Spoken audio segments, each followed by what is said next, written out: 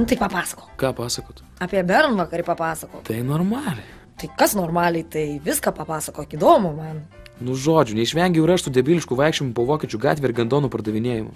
Tipo, Tomas turėjo vaikščiot po gatvę ir pardavinėti gandonus? Ir dar prašinėt mergų telefonų numerių. O tai čia linksma, tipo? Nu ten jo bendradarbiams linksmiausia buvo, visi tokie patys durneliai kaip jisai.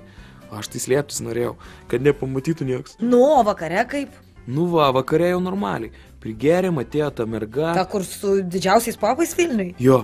Ir kaip? Nu, žinok, rimtai didžiausia. O natūralūs? Nu va, mes irgi spėliojom.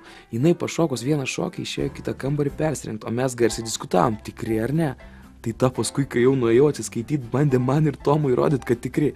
Nes girdėjau už durų būdama, kad šnekam. Kaip suprast, bandė įrodyti? Davė pačiupinėt. Nuogus? Jo. Ir kaip? Nu, nors jinai ten dievagojusi, kad tikri, aš galvoju, kad ne. Nu, tai kokie jie ten jau dydžio? Nu, kaip tavo galva maždaug. Kaip pasakysi, fu, durnes, kaip šlykštų.